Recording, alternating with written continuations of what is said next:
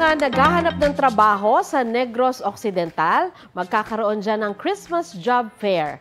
Gagawin niya ng Public Employment Service Office ng City of Smiles para sa buong probinsya. Sa December 17 at 18 na yan, 9 a.m. hanggang 4 p.m. sa isang mall sa Bacolod City.